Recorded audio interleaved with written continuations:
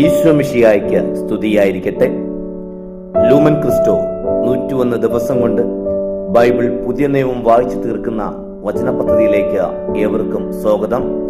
ഇന്ന് ദിവസം 78, 1 കൊറിന്തോസ് അധ്യായങ്ങൾ 13, 14, വെളിപാട് 12 അധ്യായങ്ങളാണ് നാം ഇന്ന് വായിക്കുന്നത്. ക്രൈസ്തവ ജീവിതത്തിന്റെ ആധാരമായ സ്നേഹത്തെയും സഭയുടെ വളർച്ചയ്ക്കുള്ള ആത്മീയ വരങ്ങളെയും കുറിച്ചുള്ള പൗലോസ് ശ്ലീഹായുടെ പ്രബോധനങ്ങളും തിന്മയ്ക്കെതിരെയുള്ള ദൈവജനത്തിന്റെ വിജയദർശനവുമാണ് ഇന്നത്തെ വായനയുടെ സാരം. 1 കൊറിന്തോസ് അധ്യായം 13. സ്നേഹം സർവോത്കൃഷ്ടം. ഞാൻ മനുഷ്യരുടെയും മാലാഹമാരുടെയും ഭാഷകളിൽ സംസാരിച്ചാലും എനിക്ക് സ്നേഹമില്ലെങ്കിൽ ഞാൻ മുഴങ്ങുന്ന ചേങ്ങലയോ ചിലമ്പുന്ന കൈത്താളമോ ആണ്. എനിക്ക് പ്രവചനപരമുണ്ടായിരിക്കുകയും എല്ലാ രഹസ്യങ്ങളും ഞാൻ ഗ്രഹിക്കുകയും എനിക്ക് സർവജ്ഞാനവും മലകളെ മാറ്റാൻ തക്ക സകല വിശ്വാസവും ഉണ്ടായിരിക്കുകയും ചെയ്താലും സ്നേഹമില്ലെങ്കിൽ ഞാൻ ഒന്നുമല്ല. എന്റെ സമ്പത്തെല്ലാം ദാനം ചെയ്താലും എന്റെ ശരീരം അഗ്നിക്കിരയാകാൻ വിട്ടുകൊടുത്താലും സ്നേഹമില്ലെങ്കിൽ എനിക്കൊരു പ്രയോജനവുമില്ല. സ്നേഹം ദീർഘക്ഷമയുള്ളതും ദയുള്ളതുമാണ്. സ്നേഹം അസൂയപ്പെടുന്നില്ല, ആത്മപ്രശംസ ചെയ്യുന്നില്ല, അഹങ്കരിക്കുന്നില്ല, അനുചിതമായി പെരുമാറുന്നില്ല. സ്നേഹം സ്വാർത്ഥം അന്വേഷിക്കുന്നില്ല, കോപിക്കുന്നില്ല, ആരോടും വിദ്വേഷം പുലർത്തുന്നില്ല, അത് അനീതിയിൽ സന്തോഷിക്കുന്നില്ല, സത്യത്തിൽ ആഹ്ലാദിക്കുന്നു, സകലതും സഹിക്കുന്നു, സകലതും വിശ്വസിക്കുന്നു, സകലതും പ്രത്യാശിക്കുന്നു, സകലതും അതിജീവിക്കുന്നു. സ്നേഹം ഒരിക്കലും അവസാനിക്കുന്നില്ല. പ്രവചനങ്ങൾ കടന്നുപോകും, ഭാഷകൾ നിന്നുപോകും, അറിവ് ഇല്ലാതാകും. കാരണം നമ്മൾ ഭാഗികമായി അറിയുന്നു, ഭാഗികമായി പ്രവചിക്കുന്നു. എന്നാൽ പൂർണ്ണമായത് വരുമ്പോൾ അപൂർണമായത് നീങ്ങിപ്പോകും. ഞാൻ ശിശുവായിരുന്നപ്പോൾ ശിശുവിനെ പോലെ സംസാരിച്ചു, ശിശുവിനെ പോലെ ചിന്തിച്ചു, ശിശുവിനെ പോലെ നിരൂപിച്ചു. പക്ഷേ പ്രായപൂർത്തിയായപ്പോൾ ഞാൻ ശിശു സഹജമായത് ഉപേക്ഷിച്ചു. ഇപ്പോൾ നമ്മൾ കണ്ണാടിയിലൂടെ അവ്യക്തമായി കാണുന്നു, അപ്പോൾ മുഖാമുഖം കാണും. ഇപ്പോൾ ഞാൻ ഭാഗികമായി അറിയുന്നു, അപ്പോൾ ഞാൻ അറിയപ്പെട്ട പോലെ തന്നെ അറിയും. വിശ്വാസം, പ്രത്യാശ, സ്നേഹം ഇവ മൂന്നും നിലനിൽക്കുന്നു. ഇവയിൽ ഉത്കൃഷ്ടമായത് സ്നേഹമാണ്. 1 കൊറിന്തോസ് അധ്യായം 14. പ്രവചനപരവും ഭാഷാപരവും. സ്നേഹം പിന്തുടരുവിൻ. ആത്മീയ ദാനങ്ങൾക്കായി, പ്രത്യേകിച്ച് പ്രവചിക്കുന്നതിനായി തീഷ്ണതയോടെ ആഗ്രഹിക്കുവിൻ. അന്യഭാഷയിൽ സംസാരിക്കുന്നവൻ മനുഷ്യരോടല്ല, പ്രത്യുത ദൈവത്തോടാണ് സംസാരിക്കുന്നത്. ആരും അവനെ ഗ്രഹിക്കുന്നില്ല, കാരണം അവൻ ആത്മാവിൽ രഹസ്യങ്ങൾ സംസാരിക്കുന്നു. പ്രവചിക്കുന്നവൻ മനുഷ്യരുടെ വളർച്ചയ്ക്കും സമാശ്വാസത്തിനും പ്രോത്സാഹത്തിനുമായി സംസാരിക്കുന്നു. അന്യഭാഷയിൽ സംസാരിക്കുന്നവൻ തന്നെ പടുത്തുയർത്തുന്നു, എന്നാൽ പ്രവചിക്കുന്നവനാകട്ടെ സഭയെ പടുത്തുയർത്തുന്നു. നിങ്ങളെല്ലാവരും ഭാഷകൾ സംസാരിക്കണമെന്ന് ഞാൻ ആഗ്രഹിക്കുന്നു, എന്നാൽ അതിലുപരി നിങ്ങൾ പ്രവചിക്കണമെന്നും. പക്ഷേ ഭാഷകൾ സംസാരിക്കുന്നവൻ സഭ പടുത്തുയർത്തപ്പെടും വിധം വ്യാഖ്യാനിക്കുക കൂടി ചെയ്യുന്നില്ലെങ്കിൽ പ്രവചിക്കുന്നവനാണ് അവനേക്കാൾ ശ്രേഷ്ഠം. ഇപ്പോൾ സഹോദരരെ, ഭാഷകളിൽ സംസാരിച്ചുകൊണ്ട് നിങ്ങളുടെ അടുത്തേക്ക് വരികയും എന്തെങ്കിലും വെളിപാടോ അറിവോ പ്രവചനമോ പ്രബോധനമോ നൽകാതിരിക്കുകയും ചെയ്താൽ ഞാൻ നിങ്ങൾക്ക് എന്തു പ്രയോജനമാണ് വരുത്തുന്നത്? കുഴൽ, കിന്നരം തുടങ്ങിയ അചേതനങ്ങളായ ഉപകരണങ്ങൾ ശ്രുതിഭേദം പുറപ്പെടുവിച്ചില്ലെങ്കിൽ അവ കുഴലാണോ കിന്നരമാണോ എന്ന് എങ്ങനെ തിരിച്ചറിയും? കാഹളമുയർത്തുന്ന ശബ്ദം അസ്പഷ്ടമെങ്കിൽ ആര് യുദ്ധത്തിന് തയ്യാറാകും? അതുപോലെയാണ് നിങ്ങളുടെ കാര്യവും. അന്യഭാഷയിൽ അവ്യക്തമായി സംസാരിച്ചാൽ പറയപ്പെട്ട കാര്യം ആർക്ക് മനസ്സിലാകും? കാരണം നിങ്ങൾ വായുവിനോടായിരിക്കും സംസാരിക്കുക. ലോകത്ത് എത്ര തരം ഭാഷകളുണ്ട്, അവയൊന്നും നിരർത്ഥകമല്ല. ഭാഷയുടെ അർത്ഥം എനിക്ക് മനസ്സിലാകുന്നില്ലെങ്കിൽ അത് സംസാരിക്കുന്നവന് ഞാൻ പരദേശിയായിരിക്കും. എന്റെ കാഴ്ചപ്പാടിൽ അവൻ എനിക്കും പരദേശിയാണ്.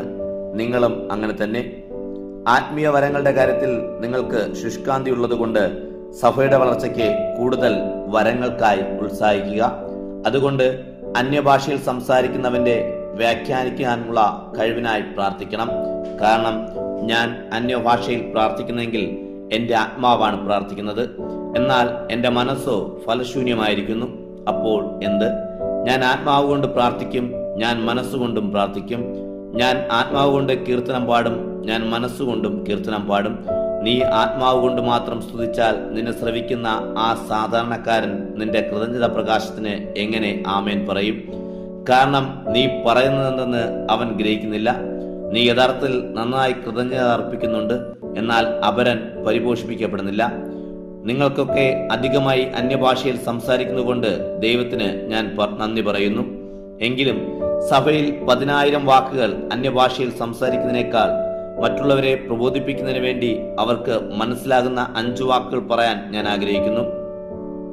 സഹോദരരെ, ചിന്തയിൽ നിങ്ങൾ ശിശുക്കളാകരുത്, തിന്മയുടെ കാര്യത്തിൽ ശിശുക്കളാകുക. ചിന്തയിൽ പക്വമതികളും നിയമത്തിൽ എഴുതപ്പെട്ടിരിക്കുന്നു. അപരിചിതമായ ഭാഷ സംസാരിക്കുന്നവരിലൂടെയും അപരിചിതരുടെ അധരങ്ങളിലൂടെയും ഞാൻ ഈ ജനത്തോട് സംസാരിക്കും, എങ്കിലും അവർ എന്നെ ശ്രവിക്കയില്ല എന്ന് കർത്താവ് അരുളിച്ചെയ്യുന്നു. അതിനാൽ അന്യഭാഷകൾ വിശ്വാസികൾക്കുള്ളതല്ല, അവിശ്വാസികൾക്കുള്ള അടയാളമാണ്. പ്രവചനമാകട്ടെ അവിശ്വാസികൾക്കുള്ളതല്ല, വിശ്വാസികൾക്കുള്ളതാണ്. അതുകൊണ്ട് സഭ മുഴുവൻ സമ്മേളിച്ചിരിക്കെ എല്ലാവരും അന്യഭാഷയിൽ സംസാരിക്കുന്നത് പുറത്തുള്ള അവിശ്വാസികളോ അജ്ഞരോ വന്നു കണ്ടാൽ നിങ്ങൾക്ക് ഭ്രാന്താണെന്ന് അവർ പറയുകയില്ലേ? എന്നാൽ എല്ലാവരും പ്രവചിച്ചുകൊണ്ടിരിക്കെ പുറത്തുനിന്ന് ഒരു വിശ്വാസിയോ അജ്ഞനോ കടന്നു വന്നാൽ അവൻ എല്ലാവരിലും കുറ്റപ്പെടുത്തപ്പെടുകയും വിധിക്കപ്പെടുകയും ചെയ്യും. അവന്റെ ഹൃദയരഹസ്യങ്ങൾ വെളിവാകുകയും അവൻ സാഷ്ടാംഗം വീണ് ദൈവത്തെ ആരാധിക്കുകയും ദൈവം യഥാർത്ഥത്തിൽ നിങ്ങളുടെ ഇടയിലുണ്ടെന്ന് പ്രഖ്യാപിക്കുകയും ചെയ്യും. ആത്മീയ വരങ്ങളുടെ ഉപയോഗം. അപ്പോൾ എന്താണ് സഹോദരരെ ചെയ്യേണ്ടത്? നിങ്ങൾ സമ്മേളിക്കുമ്പോൾ ഓരോരുത്തർക്കും ഒരു സങ്കീർത്തനമോ പ്രഭാതനമോ വെളിപാടോ അന്യഭാഷയോ വ്യാഖ്യാനമോ ഉണ്ടായിരിക്കട്ടെ. ഇവയെല്ലാം പരിപോഷണത്തിനായിരിക്കട്ടെ. അന്യഭാഷയിൽ സംസാരിക്കുന്നെങ്കിൽ കൂടിയാൽ 2-3 പേർ സംസാരിക്കട്ടെ. അവർ ഓരോരുത്തരായി സംസാരിക്കുകയും ഒരാൾ വ്യാഖ്യാനിക്കുകയും ചെയ്യട്ടെ. വ്യാഖ്യാനിക്കാൻ ആളില്ലെങ്കിൽ സഭയിൽ അയാൾ മൗനം പാലിക്കുകയും തന്നോട് തന്നെയും ദൈവത്തോടും സംസാരിക്കുകയും ചെയ്യട്ടെ. 2-3 പ്രവാചകന്മാർ സംസാരിക്കട്ടെ, മറ്റുള്ളവർ വിവേചിക്കുകയും ചെയ്യട്ടെ. അടുത്തിരിക്കുന്ന ഒരുവന് ഒരു വെളിപാടുണ്ടായാൽ ആദ്യത്തെയാൾ മൗനം പാലിക്കട്ടെ. അങ്ങനെ നിങ്ങൾക്കെല്ലാവർക്കും മാറി മാറി പ്രവചിക്കാം. അതുവഴി എല്ലാവർക്കും പഠിക്കാനും ആശ്വാസം പ്രാപിക്കാനും ഇടയാകും.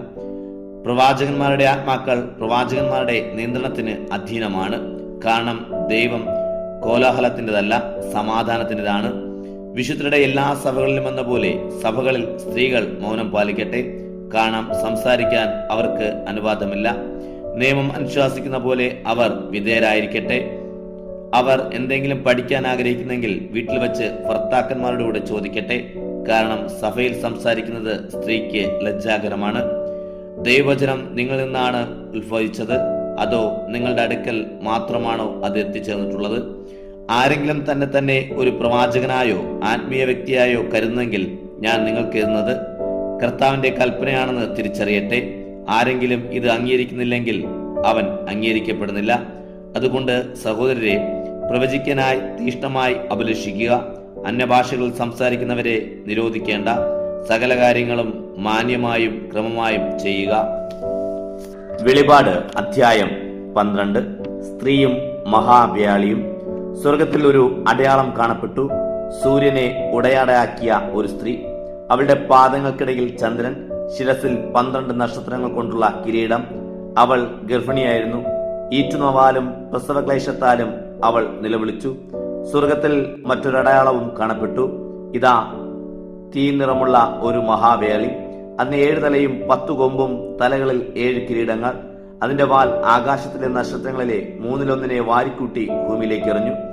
ആ സ്ത്രീ പ്രസവിക്കുന്ന കുഞ്ഞിനെ വിഴുങ്ങാൻ വ്യാളി അവളുടെ മുൻപിൽ വന്നു. അവൾ ഒരു ആൺകുട്ടിയെ പ്രസവിച്ചു. സകല ജനതകളുടെയും ഇരുമ്പ് ദണ്ടുകൊണ്ട് മേയ്ക്കാനുള്ളവനാണ് അവൻ. അവളുടെ ശിശു ദൈവത്തിന്റെയും അവിടുത്തെ സിംഹാസനത്തിന്റെയും അടുത്തേക്ക് എടുക്കപ്പെട്ടു. ആ സ്ത്രീ മരുഭൂമിയിലേക്ക് ഓടിപ്പോയി. അവിടെ 1260 ദിവസം അവളെ പോറ്റുന്നതിന് ദൈവം സജ്ജമാക്കിയ ഒരു സ്ഥലമുണ്ടായിരുന്നു. അനന്തരം സ്വർഗത്തിൽ ഒരു യുദ്ധമുണ്ടായി. മിഖായേലും അവന്റെ ദൂതന്മാരും വേലയോട് പോരാടി.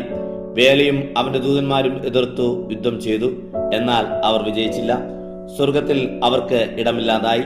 ആ മഹാവേലി സർവ്വലോകത്തെയും വഞ്ചിക്കുന്ന പിശാചെന്നും സാത്താനെന്നും വിളിക്കപ്പെടുന്ന ആ പുരാതന സർപ്പം ഭൂമിയിലേക്ക് വലിച്ചെറിയപ്പെട്ടു. അവനോടുകൂടെ അവന്റെ ദൂതന്മാരും. സ്വർഗത്തിൽ ഒരു വലിയ സ്വരം പറയുന്നത് ഞാൻ കേട്ടു. ഇപ്പോൾ നമ്മുടെ ദൈവത്തിന്റെ രക്ഷയും ശക്തിയും രാജ്യവും അവിടുത്തെ അഭിഷിക്തന്റെ അധികാരവും ആകുതമായിരിക്കുന്നു. എന്തെന്നാൽ രാപ്പകൽ ദൈവസമക്ഷം നമ്മുടെ സഹോദരർക്കെതിരെ കുറ്റമാരോപിച്ചുകൊണ്ടിരുന്ന കുറ്റാരോപകർ വലിച്ചെറിയപ്പെട്ടു. അവരാകട്ടെ കുഞ്ഞാടിന്റെ രക്തം കൊണ്ടും സ്വന്തം സാക്ഷ്യത്തിന്റെ വചനം കൊണ്ടും അവന്റെ മേൽ വിജയം നേടി. മരണത്തിനു മുമ്പിൽ പോലും അവർ സ്വജീവനെ സ്നേഹിച്ചില്ല. അതിനാൽ സ്വർഗമേ, അതിൽ വസിക്കുന്നവരെ ആഹ്ലാദിക്കുവിൻ. എന്നാൽ ഭൂമിയെ, സമുദ്രമേ, നിങ്ങൾക്ക് ദുരിതം. ചുരുങ്ങിയ സമയമേ തനിക്കുള്ളൂ എന്നറിഞ്ഞ് വലിയ കോപത്തോടെ പിശാച് നിങ്ങളുടെ അടുത്തേക്ക് ഇറങ്ങിയിട്ടുണ്ട്. താൻ ഭൂമിയിലേക്ക് എറിയപ്പെട്ടു എന്ന് കണ്ടപ്പോൾ ആൺകുട്ടിയെ പ്രസവിച്ച സ്ത്രീയുടെ പിന്നാലെ വേളി പുറപ്പെട്ടു.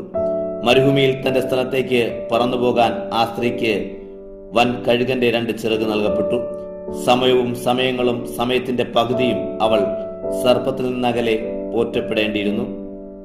സ്ത്രീയെ ഒഴുക്കിക്കളയാൻ സർപ്പം വായിൽ നിന്ന് നദി പോലെ ജലം അവളുടെ പിന്നാലെ പുറപ്പെടുവിച്ചു. എന്നാൽ ഭൂമി സ്ത്രീയെ സഹായിച്ചു. അത് വായു തുറന്ന് വ്യാളി വായിൽ നിന്നൊഴുക്കിയ നദിയെ വിഴുങ്ങിക്കളഞ്ഞു. അപ്പോൾ വ്യാളി സ്ത്രീയുടെ നേരെ കോപിച്ചു. ദൈവകൽപ്പനകൾ പാലിക്കുന്നവരും യേശുവിന്റെ സാക്ഷ്യം വഹിക്കുന്നവരുമായി അവളുടെ സന്താനങ്ങളിൽ ശേഷിച്ചിരുന്നവരോടുകൂടെ യുദ്ധം ചെയ്യാൻ അത് പുറപ്പെട്ടു. അത് സമുദ്രത്തിന്റെ മണൽത്തിട്ടിൽ നിന്നു. ഇന്നത്തെ വായന ഇവിടെ സമാപിക്കുമ്പോൾ വരങ്ങളെക്കാൾ ഉപരിയായി സ്നേഹത്തിൽ വളരുക. ലോകത്തിലെ പോരാട്ടങ്ങളിൽ കുഞ്ഞാടിന്റെ രക്തത്താൽ നാം വിജയികളാണെന്ന് ഉറച്ചു വിശ്വസിക്കാം. ദൈവത്തിന് മഹത്വം.